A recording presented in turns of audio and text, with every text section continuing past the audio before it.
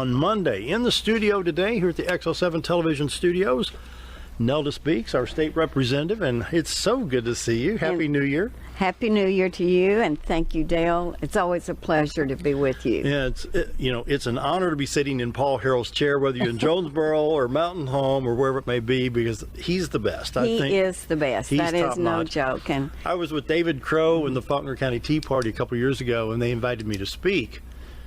And they said, well, Paul Harrell will introduce you. And I said, wait a minute. So on stage, I said, I think we got this backwards. Let me introduce Paul Harrell and get him up here to talk. He's great. I like him. So you've got a whole stack of papers here, and we've got 2 hours. Okay. So what's part one? I see you've got a whole bunch of things, new laws that went into effect. We've got stuff on health care, on taxes. We've got a lot to talk about. Okay. And we're long-winded, so we can there do we go. that. And if not, we got Benny Speaks over here. He can help us out. Well, you know, we had several new laws that did go into effect, and some of them are really great. Act 392, which creates the Born Alive Infant Protection, and that prevents the physicians or any other healthcare professional to deprive a baby that's born alive after, they tried to abort it. And now they've got to keep it alive. They've got to give it food, medical attention, whatever. It's to be treated exactly like a child that would be born premature. Wow. And this took effect January 1? This took effect January the 1st. If they don't do that, they can lose their license. Wow. And I'm for that. There you go.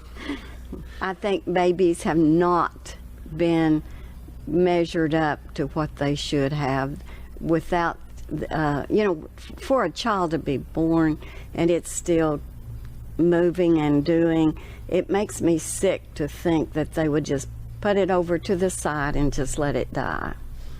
I don't even know that I have the proper thought to describe the horror. No. I know 10 years ago I was in Indianapolis, Indiana, and helping a young lady who had gone through 2 abortions, and she actually wrote a song about this and had a testimony. And it was she was 15 when this had happened, and she was 45, 46 years old at the time. I said, "How do you ever think about this?" She's every day. Yes. It's not a memory. It's a haunting experience. Right. And it happened to her twice. And even her family would say, it's only a group of cells. No, there's a heartbeat. That is true. There's a heartbeat. And in some aspects, you can go with the animal protection agencies. There's several of them across the country. And if you were to harm, somebody was arrested because they drugged their cat behind the car, and somebody killed some puppies and all. They're going to jail. But yet we can abort a child and it's still alive. We're just going to let it die. Yes. Come on, folks. No, and I don't understand. I think that it has to haunt them at times. And I had been told that women that are young girls that do abort a baby, that later on they do really suffer from that. And that's a shame. I don't think they are told enough to think about some of this. They're young and they don't realize the torment that they're going to go through. There's a flip side to this too, the responsibility of the father. That's right. I mean, they take no responsibility in some aspects. When there's a pregnancy out of wedlock, the fathers disappear. And I don't understand why anybody would knowingly have a child and not want to be a part, number one, of that child's life, but let alone financially support that child. Right. I do not understand. They seem to walk away and don't look back. I don't understand that. So explain one time, Act 392. Let's go over this one more time. It's really good. This was it creates the Born Alive Infant Protection, to prevent a physician or other healthcare professionals or other persons from denying or depriving an infant of nourishment or medical appropriate reasonable medical care treatment. So basically, if the abortion lives, they have to keep it alive. They have or to they keep can lose it their alive. license. Now, what reporting agency will be in there during either the abortion or what becomes a birth to report this? Well, you let it die, and we're going to report this. And, you know, who does the reporting? You know, I don't know. You just hope that Somebody in there will. that's right. That will report it, and it seems like Dale, you do not keep secrets anymore, and somebody's going to talk. I hope. Wow. All What right. else you have for us today? Okay, we have. You know, this is also our.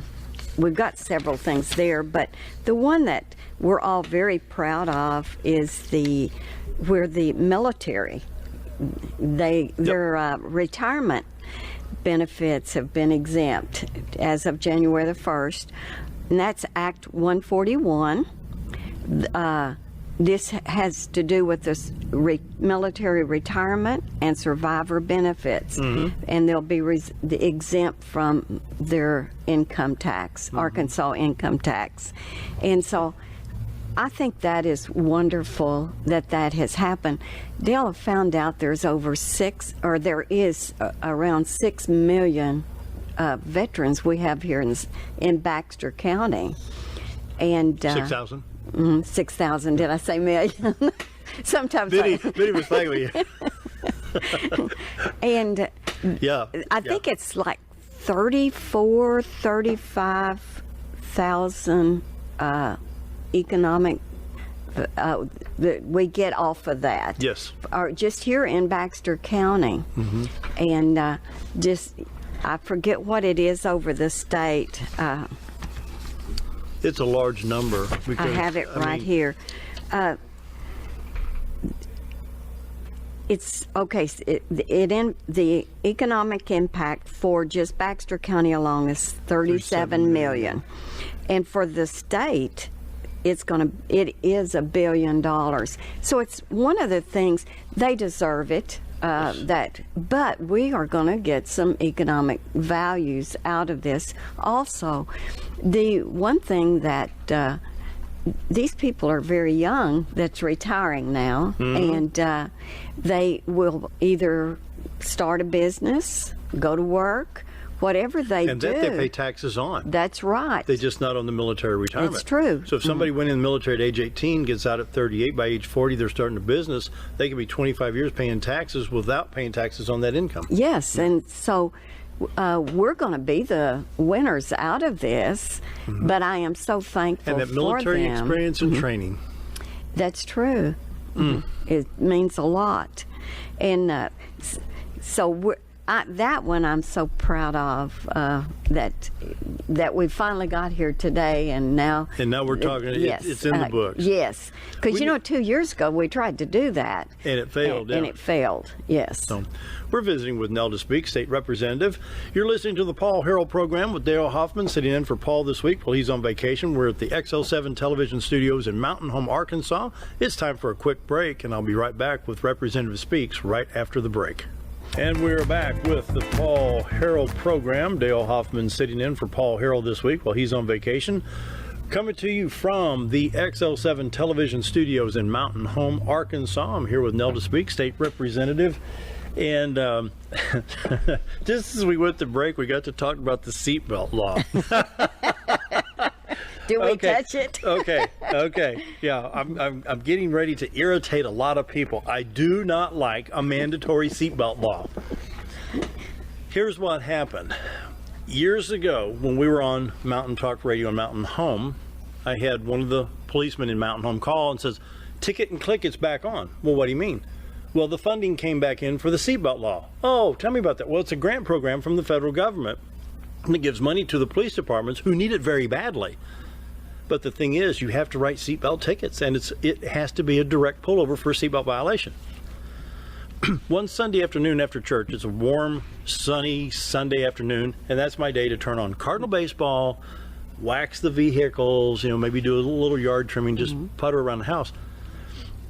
And my son called, and we had to swap vehicles between me and him and his mother. And so I wound up getting in his little Honda Civic and driving it back to my house. And I never got on the highway. I'm in a residential neighborhood, and I go 0.6 of a mile. On the way back, I'm going into my neighborhood, and an Arkansas state policeman is going back to work after being off for lunch, the dinner hour. I pull back in my driveway, and I look, and here's an Arkansas state policeman with every flashing blue light in my driveway. Hi. He says, "Sir, you didn't have your seatbelt on." What? So here's the kicker. I'm in work jeans that have more holes in them than Swiss cheese. My toolboxes are out here. I said, okay, phase one. Look, clunk, clunk, it's stuck. This is my son's car. We just swapped. In the last 7 minutes, I've just driven 1.2 miles to his house and back. Sir, do you have your driver's license with you? No, they're in the pants that I wore to church. I don't normally wear jeans like this to church. So he said, well, you're supposed to have that on there. What's your date of birth? Gave him the whole scenario. Came back and gave me a warning ticket for faulty equipment on a car I don't even own. So here's the whole neighborhood looking at my house with a state cop and every blue light over a seatbelt. Over a seatbelt? Well, before you lose it, this is on school buses. Yeah. And my question was, if it's mandatory for me, and here's what I was told. Well, that poor bus driver would never get all those kids out. But no, Senator Missy Irvin had a very good point. And I have tracked this. In the last 2 years, there's been about 8 or 9 school bus fires. And you could never get the kids out. I thought about that when and this I've tracked thing it in come up. Colorado. I think there's one in Iowa. There has been a lot. And these school buses are safe. And they are very well manufactured. But I have counted in the last 2 years about 8 school bus fires. And Senator Irvin says, Daniel, what if? I said, well, let me track. And sure enough, you get online and you can track school bus fires. I bet you can find at least 2 happened last year. My. Well, this thing is Act 375, and it says it requires that school bus that is purchased new or leased after January the 1st be equipped with seat belts. But there's a kicker. If they get a petition signed by 10% of the school district's qualified electors that's in that district, and then it will be put on an annual, when the school selection comes up, which now it will be in the May and November, or one of them, whichever one that they choose to do their elections. That's a school elector? It's they have to be 10% of that school district qualified electors. Wow. So you've got to be a voter that lives in that school district. Oh, I see. And then to sign a petition to not put the seatbelts in? To put it in. Oh, to put it in. Yes. They'll not automatically do that. But I was talking, because I agree with you. I've thought about the fires and that. And it's not only going to be a cost just to put the seatbelts in, but you're going to have someone on there to help these small children get the seatbelts on and off. Right. And what if there was an accident that you were trying to get a child out early, and maybe you've got to, you could have 30. You could have 30 children on there. I know. But I asked the superintendent here in Mountain Home, and he said that's never been on my radar. And but he said it would cost a millage in order to do all of that. Yeah. And then, of course, they would have to have the extra help. Sure, they would. To help these children. Yeah, I've got dual airbags on my Chrysler, and I have to have my seatbelt on, or I get a $92 ticket. Mm-hmm. Now, here's something else a lot of people don't know. We're in Mountain Home, Arkansas, and some folks across the state. We're in the north central part of the state, just in between North Fork and Bull Shoals Lake, where it's very pretty. We have the White River, we have the Buffalo River, we got Bryant River up in Missouri. We're 15 miles off the Missouri state line. Mountain Home school buses go to the Missouri state line on 3 different highways: Highway 101, 201, and Highway 5 North. With the exception of Highway 5 North, they go into Missouri, turn left on US 160, go west about 3 or 4 miles, go south into northeast Marion County, Arkansas, back into Missouri, back into Arkansas and Baxter County. And some of those kids get on the bus at 6:15 and get home at 5:15 because of the way Ozark Isle is positioned. So we actually have Marion County kids going to Mountain Home Public Schools. We go to Henderson, Arkansas, across Lake Norfolk, which is about another 8 or 9 miles near the Fulton County line. All in all, by the time the school buses bring the kids into school and take them home, you're looking at over 2,300 miles a day for one district. That's a lot. And you get up north of Mountain Home near the state line, and those roads are not straight. No. But you know, the hills prevent our drivers from driving very fast. True. They'll probably, the what do you think they average? 30 miles an hour maybe, perhaps? If it's even that. If it's, yeah. Yeah. Because you're picking up children, and a lot of them are just on dirt roads and just, you know, just out in the woods, really. I'm going to stop you real quick. I've overlooked the clock here. We got to go to break. Be right back. Okay. And it's the Paul Harrell Show. Dale Hoffman sitting in for Paul Harrell across the state of Arkansas. And we're broadcasting from the XL7 television studios in Mountain Home, Arkansas. And we're visiting with State Representative Nelda Speaks, and we had a few chuckles over the seatbelts. But this is, in my opinion, now I'm going to express my opinion. It may not be the opinion of the Conduit News Radio folks, but I'm going to express it anyway. This is governmental overreach. Are you going to tell me what color vehicle I have to buy? Are you going to tell me what radio station I have to listen to, or what CD is in the player? Or if somebody's daughter has to sit in this chair or that chair, are you going to regulate? I own that vehicle, and I should have the right to choose if I want my seatbelt on or not. When I was growing up, I grew up in St. Clair County, Illinois. We had a 57 Plymouth. I'd stand up in the front seat. It didn't have seatbelts. We rode in the back of a truck. You rode in the back of a pickup truck, yeah. Lived out in the country. Yeah, I don't think we can do that anymore, can we? I don't know. I'd be afraid to try it. I was in Poplar Bluff, Missouri at my grandparents' house one time, and my dad's uncle was there. And somebody said, well, we need to run down to Neelyville and pick up something. Zale, you want to ride with Oliver? I said, yeah. Well, my grandfather rode, my brothers rode, so we'll just get in the back of the truck. So we get in the back of that. It was about a 71 GMC truck.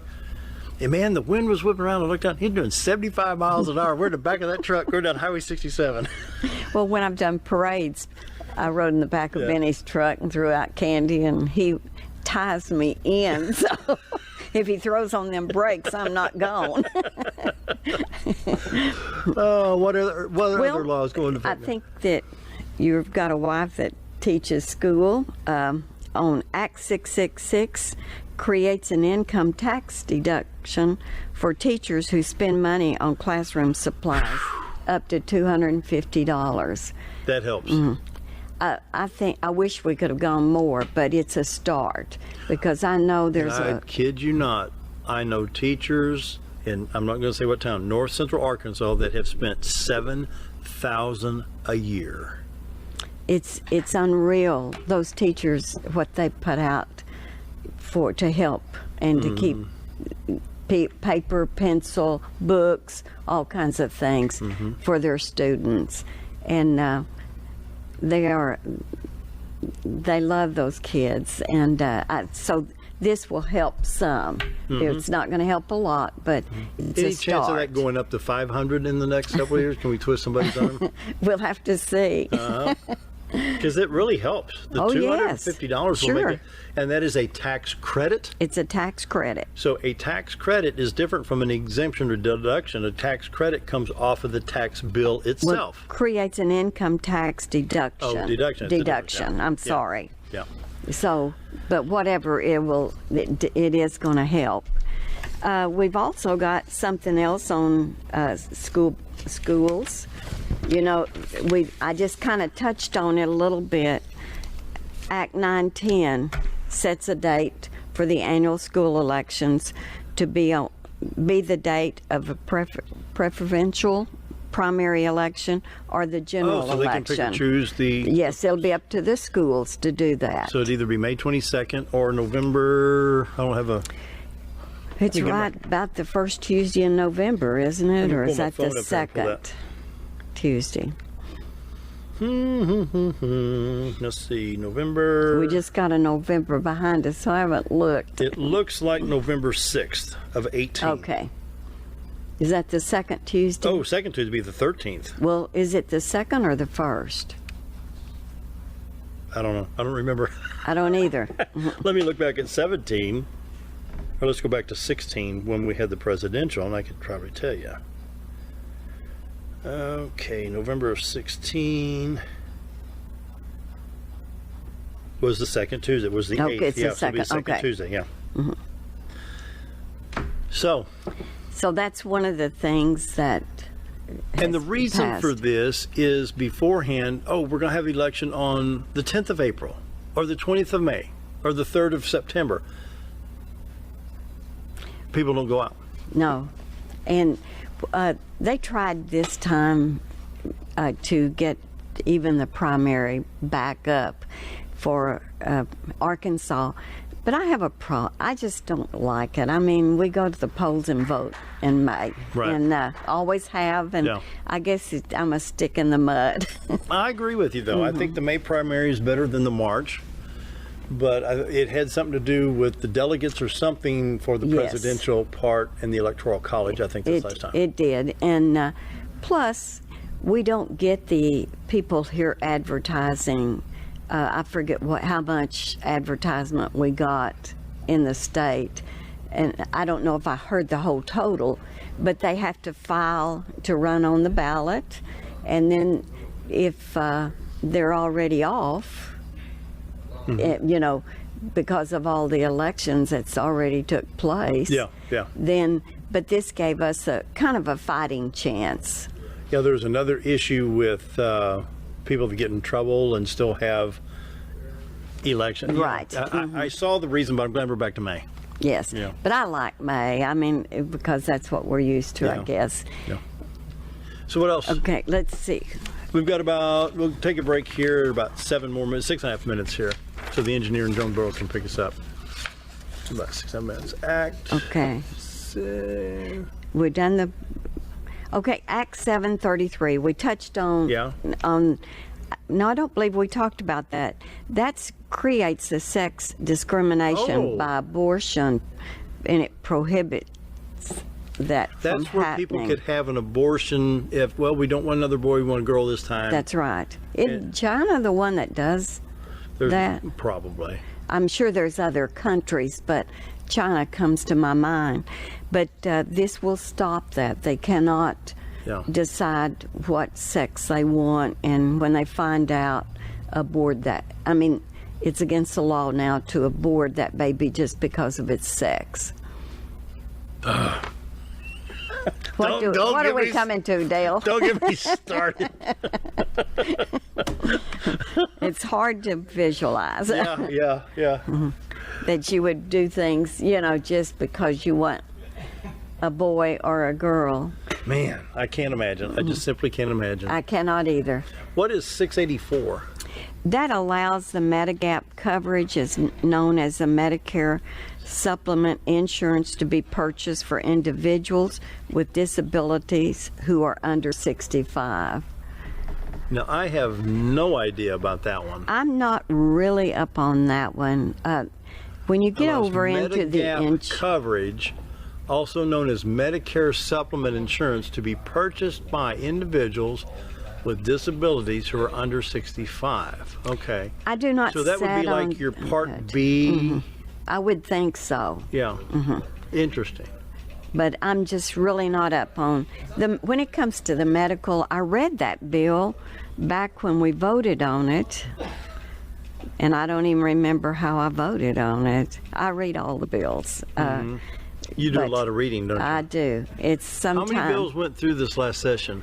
1,100, Well, 1,200? the problem is they said that there was just so many that passed, but Dale, we're getting bills that's coming out that's going like into I sat on 2 different committees, and you're having to read the bills for those also on the days that they're coming before you, plus everything you're going to be voting on.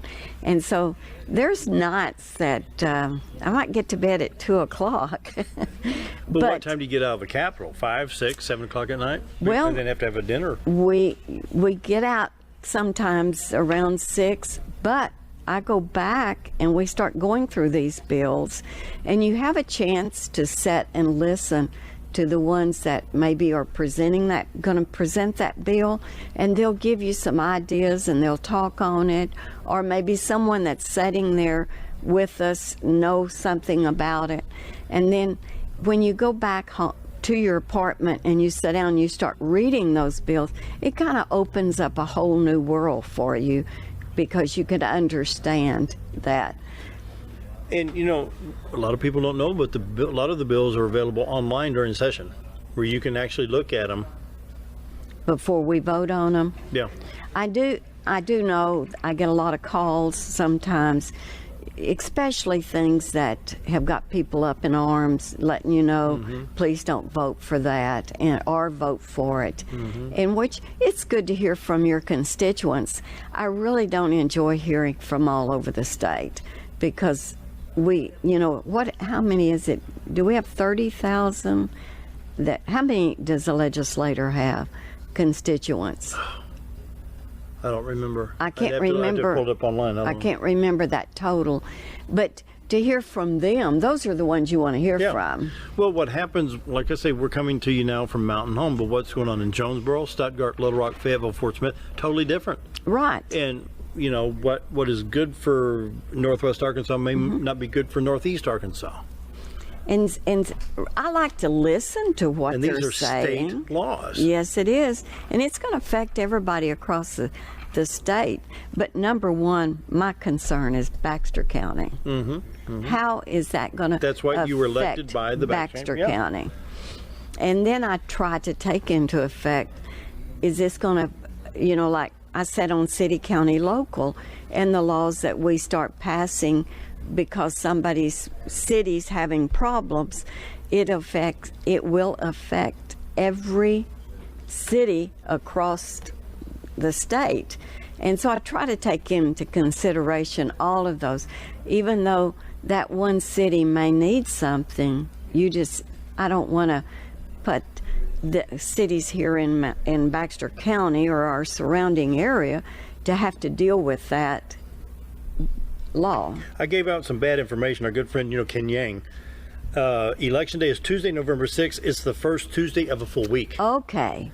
Yeah. Thanks, Ken. Thanks for. We need somebody to keep us straight. Let's see. About 45 seconds before we go to break. We got a short one there we can talk about. Let's see. We've just about covered them. Yeah.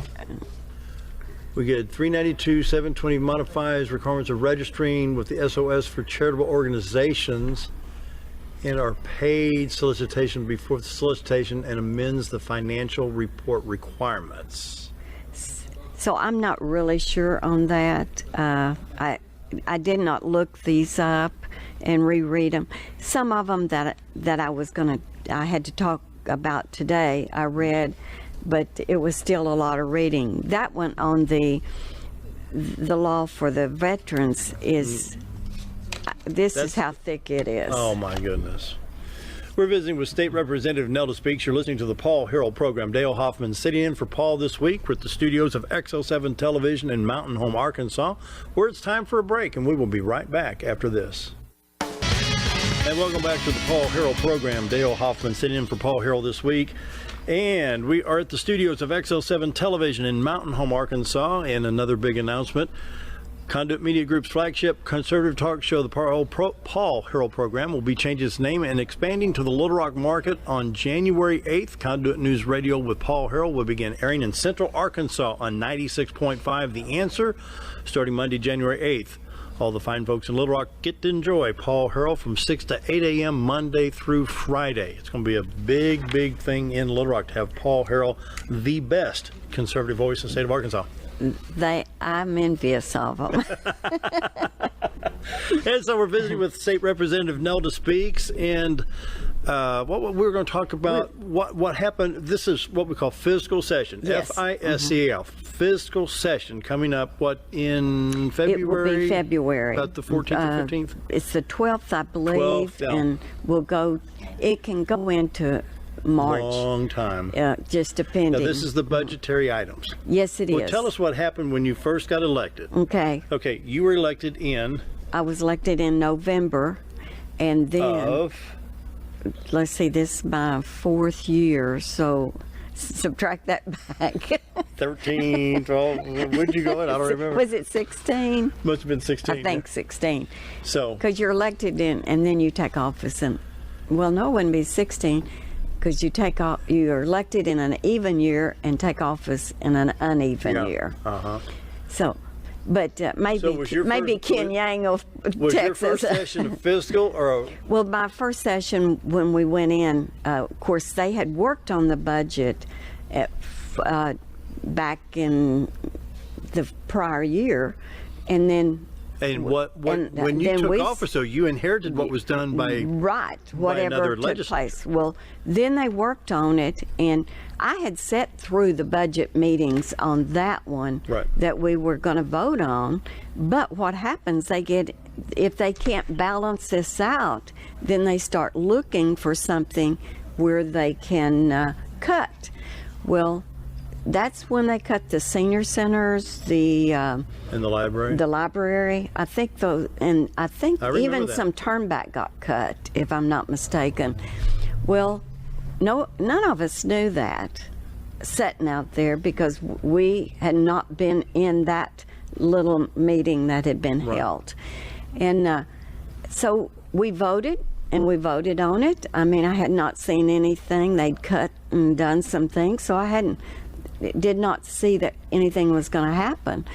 So we voted for it. The next morning, I start getting all these phone calls of what happened, because we're still in the heat of the battle down there, and they'd done that right at the very first. So let's recap. You were elected in November. In November. I'm going to say it was you were elected in midterm in 15, 16, 17, because you did, your 16 would have been your physical, then your Yes. 17 was your legislative, because you're back in fiscal this year. Right. So November of 15, you were elected. January 1st or January 20th, you take office, and by February, March, and April, you're hit with a budget that somebody else Has already proposed, and and you don't even have a chance to read the entire so budget. you don't know. And then when after that happened, so this time I had sat through the budgets, and I knew, but then when it came time to vote on it,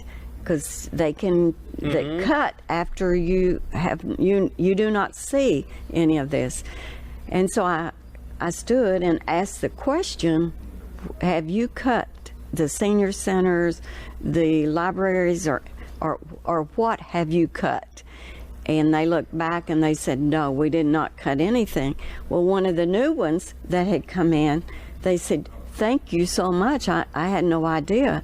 And I said, well, we all got burnt once, and I didn't feel like I'd be burnt again. Yeah. But it makes it really tough, because you've got to stay on your toes to make sure that things are not done to balance a budget and that.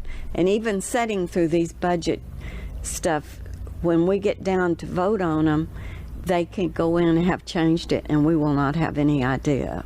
I was told, and I'll stand corrected, somebody wants to send me a text on this, once the title of a bill is established through the Secretary of State's office, the title cannot be changed, but the body of the bill can be amended several times. Things can be stricken, things can be added. So I can have a bill that says Arkansas to convert to purple stop signs. Okay, so everybody likes my bill, but let's say that in the process it says you can't go fishing on Saturday. It's not in the title, but if you don't read page 16, 17, or 18, they hide that. And I've seen it in other things. where one thing that sounds really, really good, but when you flip back on page 23, paragraph 4, no, wait a minute. If we vote for this and you got this in there, I don't like these earmarks and pig trails that we go through. Well, one of the things too is we have like a bill will come out of the House that you really are for and you voted on it, but it goes over to the Senate and they don't like that bill and they won't pass it, then that bill dies. And then you got to start over. Yeah, well, it's over unless somebody tries to do something else different with another bill. And see, this past year... So is that how it happens? They title a bill something different and hide what you wanted in there? Right. I mean, they can do that. It'll be their bill. It won't be the same bill that you Right. had. Yeah. But, of course, we keep up with our own bills. It's just that it's hard to keep up with what did not pass out of the Senate. We're running short on time. We got a minute before we take the break here, about 2 minutes before we take a break. But has anybody considered drafting a law in Arkansas that says the title of the bill must 100% match the body of the content of the bill? There was something. So if I wanted purple stop signs in Arkansas, and it says Arkansas shall have purple stop signs with yellow print starting on March 1st, 2020, that's it. Well, I think they did do something this time. Remember the bill remember something, yeah. Where all the ethics, it looked like an ethics bill and all of the, it was full of the stuff. ethical bill. Yes.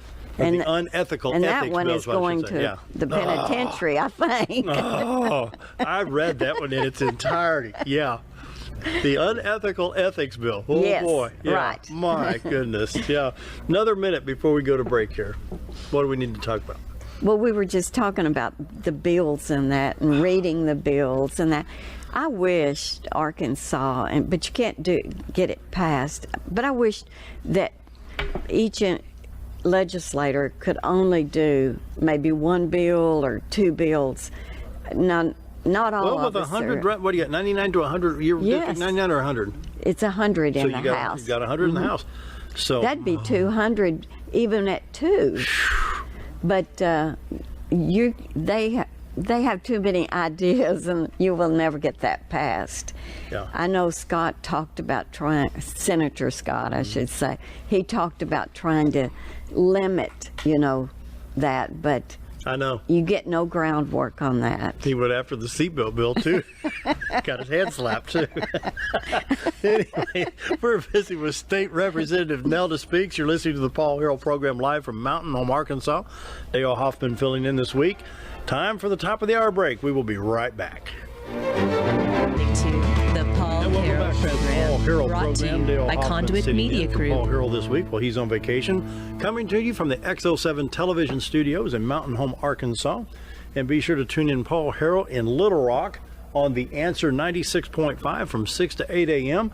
And Conduit News Radio will be bringing you the top conservative talk radio show in the Little Rock market with the Paul Harrell program. Paul Harrell, of course, the number one, in my opinion, for conservative talk radio. Visiting now with Nelda Speaks, state representative, and this is from the Arkansas Democrat Gazette, December 31st. And let's see what, I don't think they have the volume print on there. Anyway, it says state 36th in access to health care. And I want to run through this article just to bring awareness. Andy Davis has written this article from the Arkansas Democrat. It says 2 years after Arkansas expanded Medicaid program, the state's residents were less likely to spend large amounts of their income on medical bills or go without care because of the cost, a report found. The report by the Commonwealth Fund, a health policy research organization based in New York City, ranked Arkansas number 36 among the states in the amount of access that residents had to healthcare services in 2016, up from 47 in 2013. But in another report by the United Health Foundation, a charity established by Monaca, Minnesota-based United Health Group, Arkansas continued to rank 48th in the overall health of its residents. And it goes on to say, after Medicaid expansion took effect in 2014, the state's rates of obesity, diabetes, and death from heart disease and cancer continued climbing, the report found. Joe Thompson, director of the Arkansas Center for Health Improvement, said such indicators reflect factors including poor diet and lack of exercise that having coverage doesn't necessarily change. The healthcare system is really not going to achieve health, Thompson said. That's going to take community and family behavior change and investments. Arkansas Medicaid expansion, known as Arkansas Works, extended eligibility to adults with incomes up to 138% of the poverty level. This year, that threshold is $16,643 for an individual, or $33,948 for a family of four. Written on December 31st of 2017, so those numbers would reflect the calendar year of 2017. Your thoughts on that? I don't know.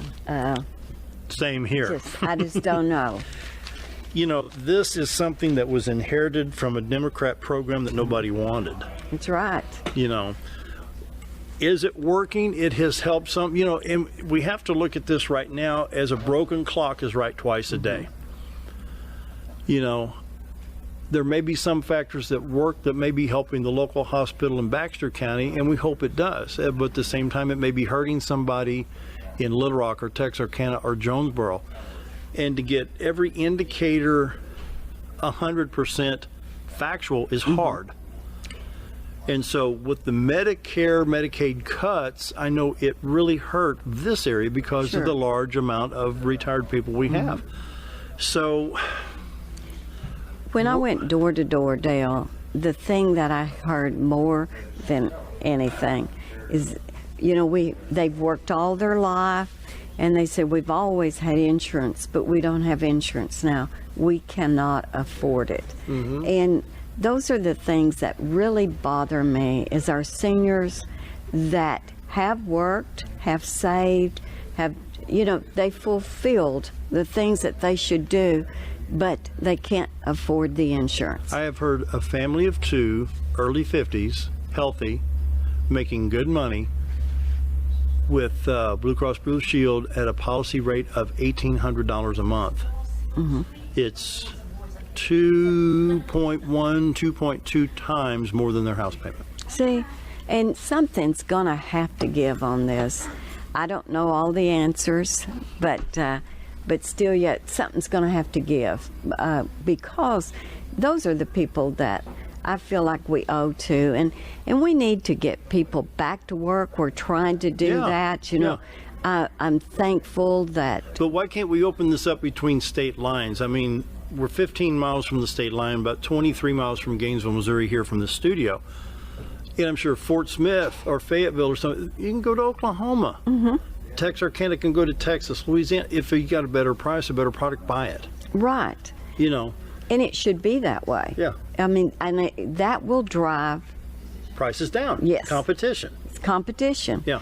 And we know competition's good. We don't always like it, but it's good. Especially when Chicago plays St. Louis. It's right. It's the balance. It balances things out. But there again, I've got a friend here in Mountain Home that had to have insurance, who went with Obamacare. $600 a month with a $12,000 deductible. So you're looking $7,200 a month plus $12,000. So you figure that you're almost at $20,000 over one health issue. But like Nancy, it's only going to cost about $15,000. To her, that's dinner. You know. But the thing of it is, these people are working. They're trying to support their families. Exactly. And they can't do it. No. They cannot do it on that. And so, you know, they're caught in this loop. And I do think we were promised that it would open up to where you could buy insurance anywhere you wanted to. You could keep your own insurance. And it's... But it's making it hard on businesses. It's making it... Well, I know school teachers that had the top of the line plan for their family, children under 18 plus, you know, single mom, that were $400 to $500 a month, where that plan went to $1,100, where the very basic bare bones barely cover you for $500 a month. It's terrible. So my platform this week is how can we as Republicans come together and solve these issues? I'm not a fan of Arkansas Works, and I've discussed it with the governor. Right. We agree to disagree. But there again, this was an inherited issue with the governor from Mike Beebe. Mm-hmm. And that's what's happened, I do believe, with our people that's in our congressmen and that, they have wanted to get rid of this stuff, but it's been a problem for them. I think they need to get their act together and come up with something.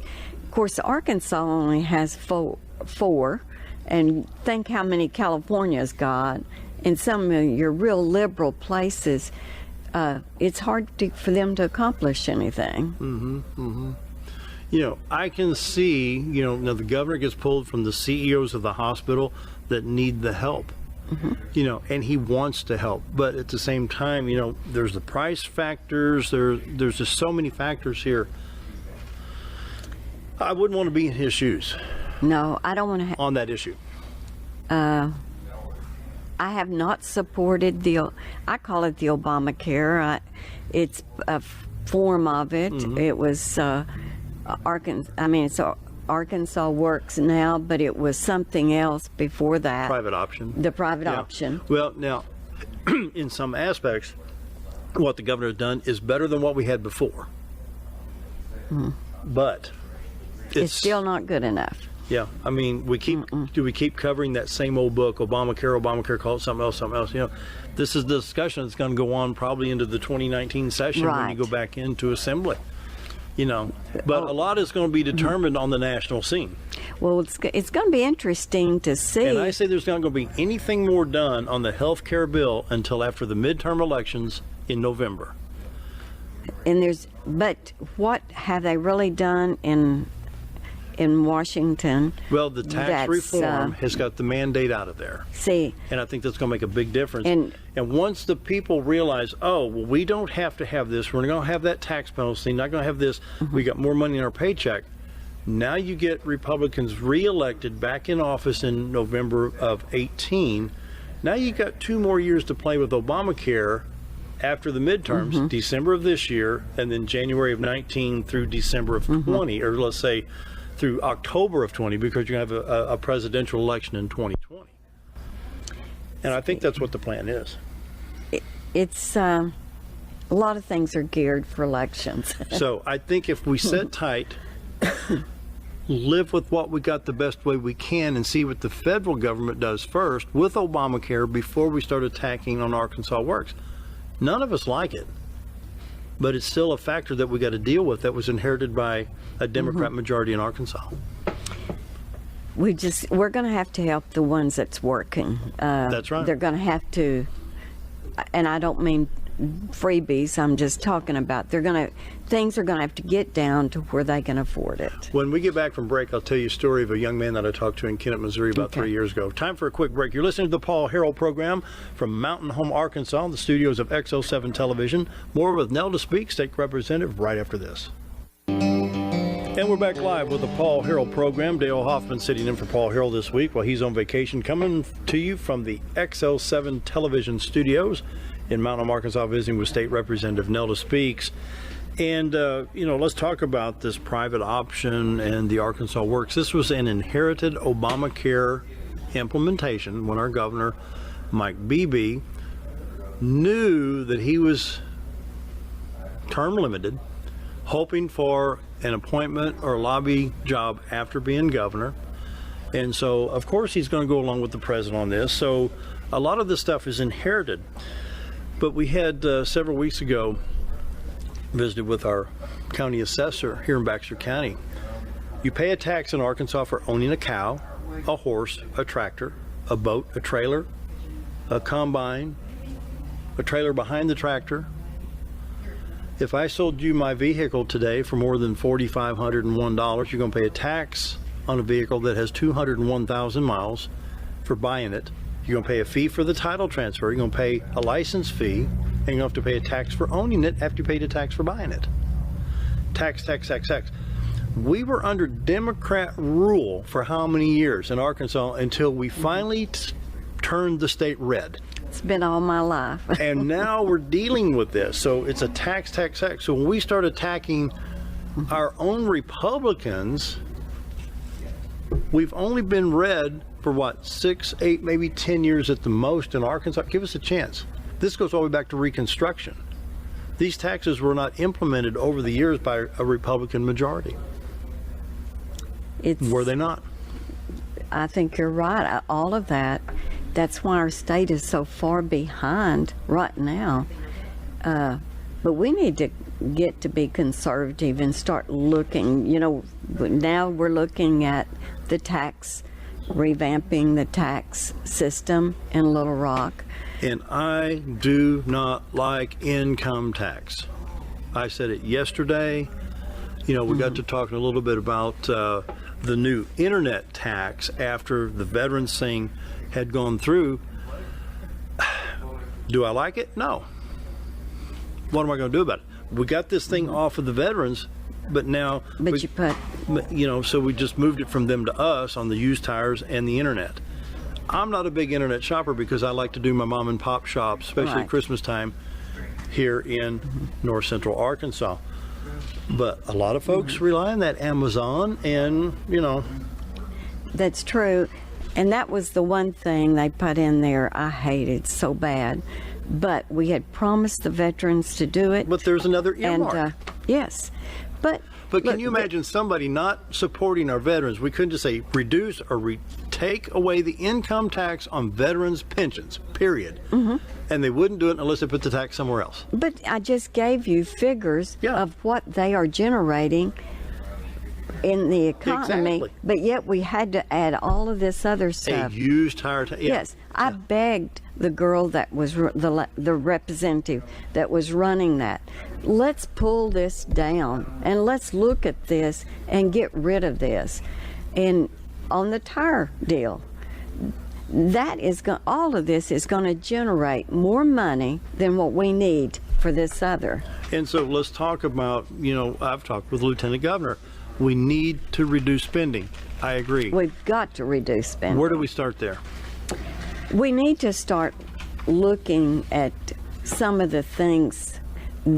I think the elected officials' offices, I do believe a lot of our Republicans, when they came in, they did cut back some of their staff. They cut back on different things. And so I think they have basically done a lot themselves. Well, remember Mark Darr, when he went in as Lieutenant Governor, he reduced his staff his expenses by 16%. Right. And our Lieutenant Governor has done that. But we're top heavy with people. We've got more employees, and I'm not saying that we just need to go in and start cutting out, but we shouldn't be replacing these people that's retiring. And I think that number one, we have too many people, and by the time you pay all of the benefits, everything. Well, let's look at another expenditure that we talked about yesterday. You look at the football coach that was fired from Arkansas, his buyout's $15-point-something million. When the Arkansas Democrat Gazette will print out state employees, the football coach is the highest paid state employee. Well, not all that money comes from comes from here and there on TV. Okay, he's either a state employee getting tax money or he's not. If he's a state employee, you've got to assume there's tax money in there somewhere. Now, to me, it wasn't worth that kind of money for that buyout, $15-point-something million. The same thing with the basketball coach. Are they worth this kind of money? And if it's a state-supported school, why is there tuition? Why is our tuition keeps going up? I mean, if tax dollars are not involved, that's one thing. But if you say this is a state employee making this kind of money, $2-point-something million or $3-point-something million, but it's only 300 and some thousand compared to everything else comes from football and CBS and ESPN. Show me some figures. I want to see where it's coming from. If we got transparency, I think the University of Arkansas and the football programs need to be transparent. Where's the money coming from? How much of our tax money is going to support something that we have to buy back into when our students go to school? Why can't you be using that money for something else? I mean, how far could you spread $15-point-something million in the state of Arkansas in education? it would sure help these children going to college. And the thing is, it's getting to the point that it's going to be hard for them to continue going to college with all this It would generate this the debt. Yes. You got college kids coming out $70,000 to $150,000 in debt. They want to buy a home and get married. You buy a car, you buy a house, plus you got the school loans. They're going to be $400,000 in debt before they're 30 years old in the state of Arkansas. I've got a grandson that's going to medical school, and I can't even begin to think what he owes, and he's not through. We're visiting with Nelda Speak, state representative here in North Central Arkansas, listening to the Paul Harrell program live from the XL7 television studios in Mountain Home, Arkansas. It's time for another break, and we will be right back after this, so stick around.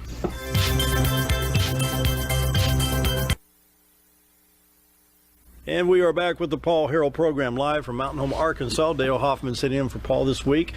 Coming to you from the XL7 television studios in Mountain Home, Arkansas, where it's cold, cold, cold. And where is Paul? Is he down on the Florida beaches? Bahamas. We're going to tell him we're going to replace him.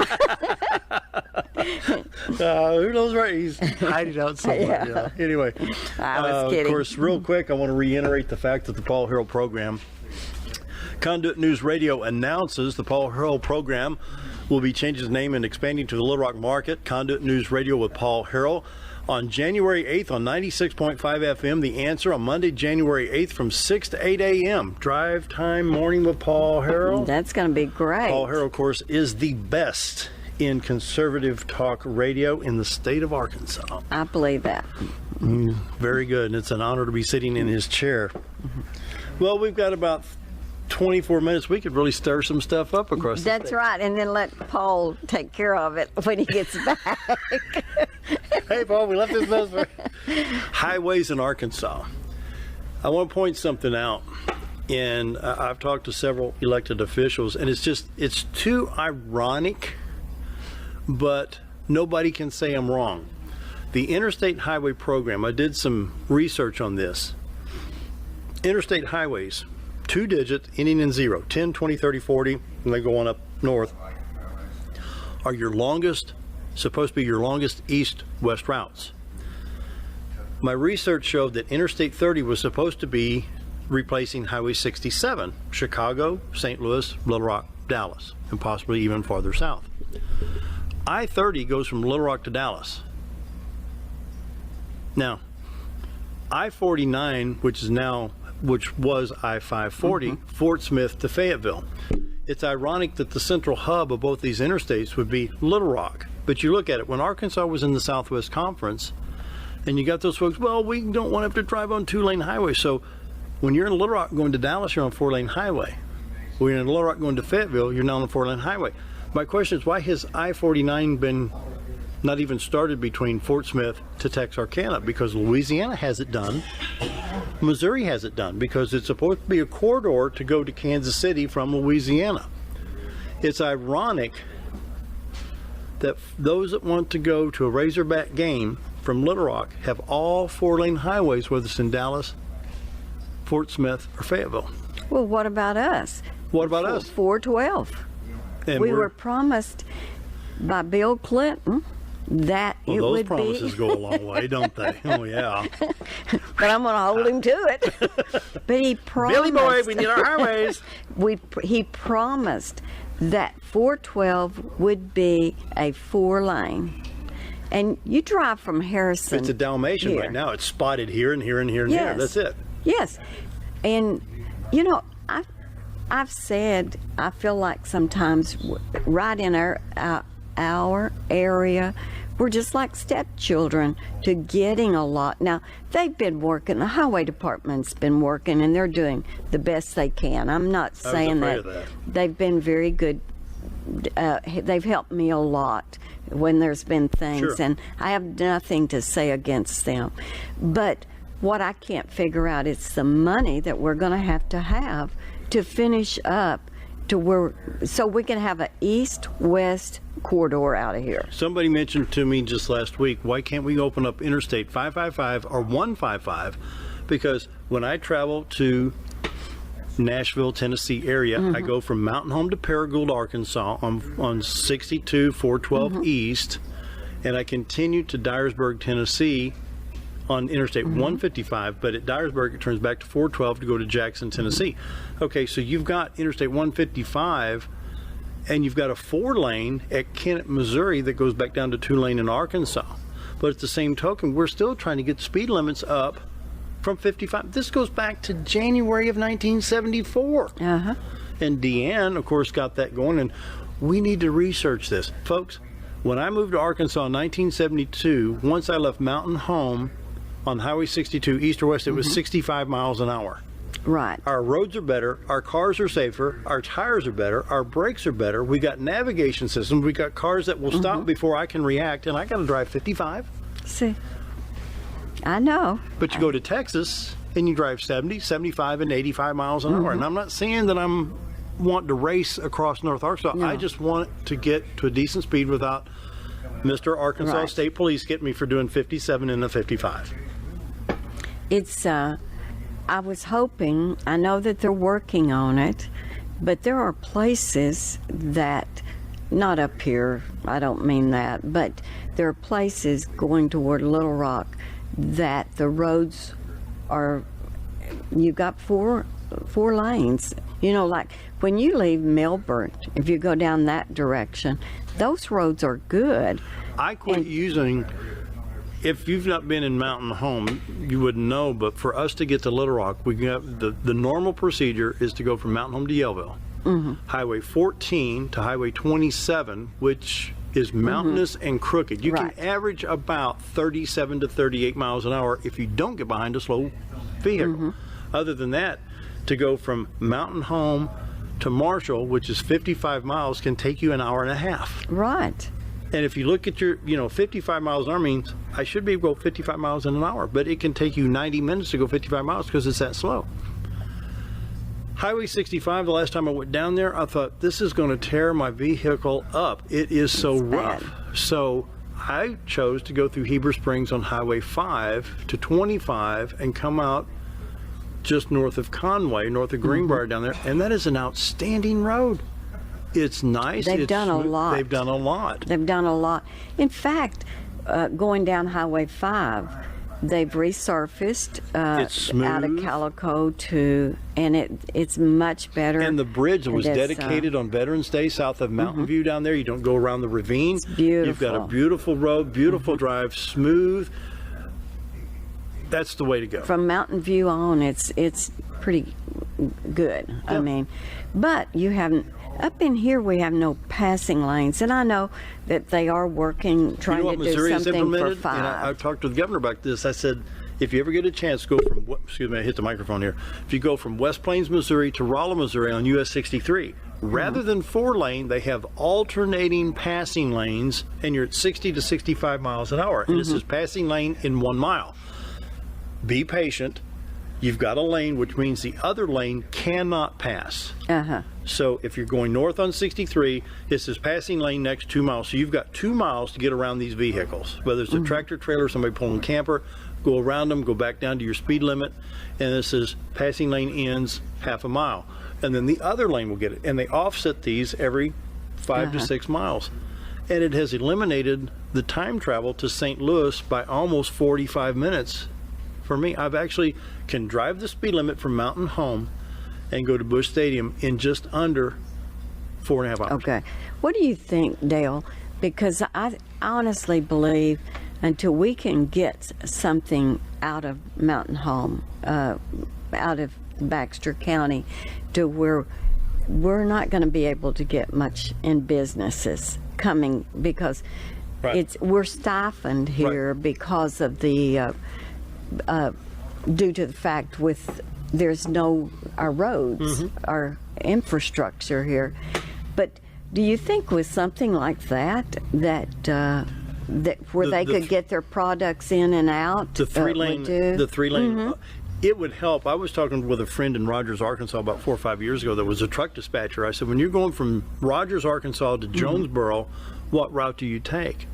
They've got 2 choices. They can go to Missouri and grab 60 and go across east and then drop down into Arkansas, or they said normally we go 540 to 40 through Little Rock and all the way around back up into Jonesboro, because they've got it down to when you get from around Harrison, Alpena, and Huntsville, you're down to 34, 33, 32 miles an hour, and every shift in that truck cost them money. Sure. They said, if I can stay at 70 miles an hour and slow down for Fort Smith to make the swing on 40 and get back up, they're not losing that much money. Right. But the downshift, the time factor, well, from 70 miles an hour, even 65 miles an hour to an average of 35 costs them too much money. And I know one of the reasons we're in the hills and it costs so much per mile that it doesn't in your delta and those places that's pretty flat. Yeah. But for us to grow and for our economy to pick up around here, we lose all of the children that go to college. They don't come back here Here's because my they don't idea. have jobs. Share it with Missouri, because we're in the northern part of the state. I know this is not pertinent to folks in Stuttgart and farther south, but put the eastbound lanes in Arkansas and the westbound lanes in Missouri and split the difference. I did do a resolution for Jim Whalen back at first of the session, and they had it was to increase 412, the east-west corridor. The northern tier of counties, the mayors are getting together and say we want it 4-lane to cross. Yes. Yeah. And so I've offered to get the legislators together that's all along there, because it will help their economy too. Sure it will. And I mean, even well, even going from Jonesboro to the Fayetteville area on 412, that commerce, it's got to help Harrison. it's everything. Even if you're going from Jonesboro to Springfield, Missouri, if you had it 4-lane through Mountain Home Harrison to grab 65 north to Springfield, that would help Right. that commerce in Missouri too. So, you know, Well, you get to Harrison, and it isn't very far out of Harrison to you going toward Missouri, yeah. Branson. You know, And they've it's got a the higher speed limit. 4 and lanes. And because of the Branson traffic, they've enhanced that. And so there again, the better way to move traffic is enhance that economy there going to Branson. We're going to take a quick break coming up here in about 30 seconds. I know we've barked on these highways, but you know. I know. And I have gone east out of Mountain Home and been behind trucks for 40 miles and you can't get around them. I know. We go to Little Rock so much, and it's the roads. Somebody said, "Why did you ever run for office?" I said, "Because I have to go to Little Rock, and I hate driving to Little Rock from Mountain Home. You just can't get there." More with Nelda Speaks on the Paul Harrell program right after this. Be right back. And we're back with the final section of the Paul Harrell program. Dale Hoffman filling in for Paul Harrell. We're coming to you from the XL7 television studios in Mountain Home, Arkansas. And be sure to tune in to Paul Harrell on 96.5 The Answer in Little Rock, Monday, January 8th from 6 a.m. to 8 a.m. The finest drive time morning talk show in the state. Yes. Paul Harrell, the finest conservative talk voice for Arkansas. Wrapping it up here, a few more minutes. My platform this week is Let's Come Together. Throughout the Barack Obama administration, I've seen probably the most divisive, just socially, economically, spiritually divided this country. Sad. I remember the 60s. You know, I'm not a spring chicken. I remember the riots in the 60s. I remember the Democratic National Convention in 68, and I remember all kinds of things of the 60s, and this is just as bad. I don't think your media was as bad. I think they told the truth in those days. Yes. And I think today our media is adding to what we I don't think we're I seeing. think they literally want to stir the fire. Yes. They want us. I don't think they love America anymore, and it's just it's very devastating to see the hate and the not truthful, not they want to tell you what they want you to believe. Uh-huh. You know, I go back, I remember the day that President Kennedy was shot. I was 5 going on 6, I believe it was, and trying to figure out what really happened. And you come up now into these days and you see the recaps, and I remember one news reporter said, you know, portable tape equipment did not exist in those days. Videotape was actually used for the first time on CBS Evening News in 1956. It was much more than an experiment in those days.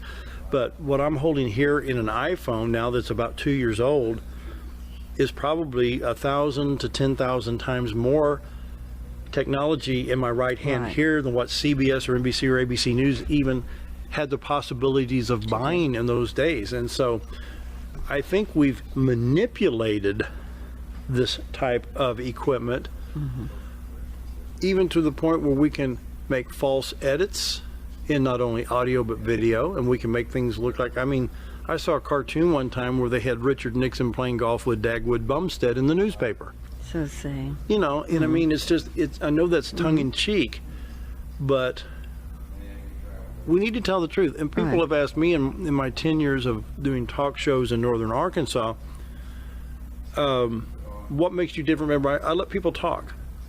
I had Mike Ross on my radio program one time, said, you gonna hang him out to dry? That's not my job. My job is not to hang Mike Ross, a Democrat, or Jared Henderson, a Democrat that's coming. On my shows, you're welcome.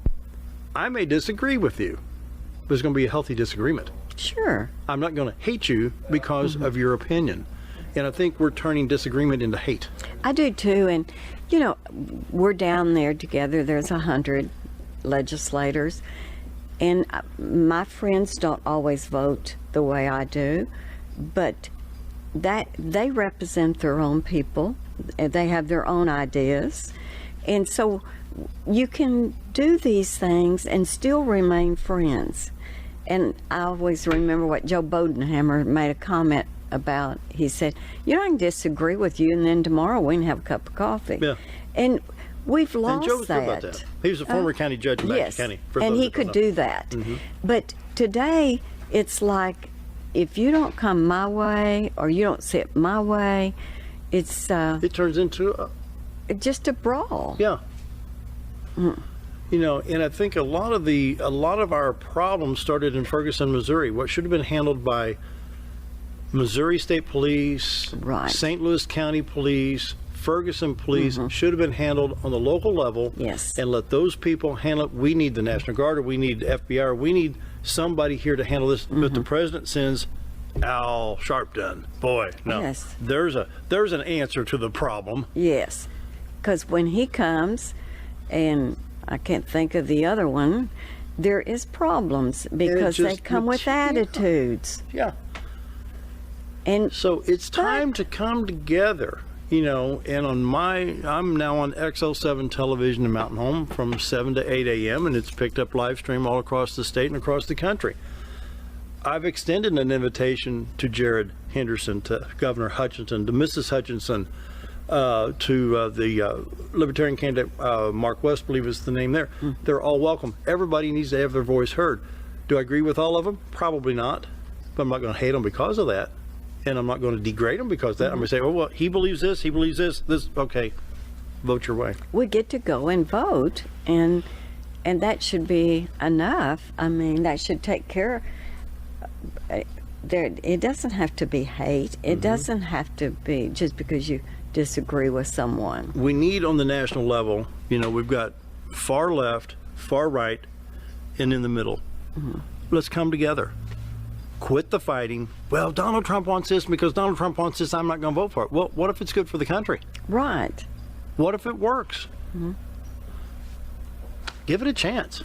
That's when we go down the tube if we're not careful with that. And So it is what it is, folks. 2 more minutes. We're visiting with Nelda Speak, state representative here in North Central Arkansas. Thank you for your 2 hours today. well, I It's been a lot of appreciate fun. it. I appreciate you calling and let me do it. And I always enjoy being on Paul Harrell's, even though he's not here today. Well, we may get him over But, here sometime, get him on my TV show so people can see.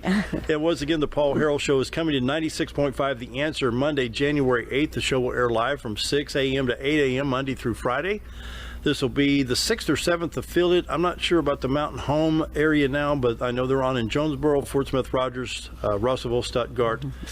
Possibly the Mountain Home area, I'm not sure, but Paul Harrell, of course, is the best conservative voice, part of the Conduit News Radio Group, and it's Conduit Media's group flagship conservative talk radio, The Paul Harrell Show. And congratulations to Paul on getting the morning drive time in Little Rock. It's going to be really, really good. And so let's see, we got about 45 seconds. Well, thanks, Dale, for letting me come, and I appreciate the opportunity to sit and visit with you. We've discussed a lot of things, and maybe we haven't put Paul in too big of hot water. He wants to stay in the Bahamas. But thank you so much. And once again, it's been a privilege to sit in today. We'll be here tomorrow and Friday, filling in for Paul Harrell. And once again, I think Paul Harrell is the finest voice for conservative talk radio in the state of Arkansas, and quite an honor to be sitting here on the Paul Harrell Show. And this pretty well wraps it up. We've been visiting with State Representative Nelda Speaks. We will be back tomorrow with more on the Paul Harrell Show.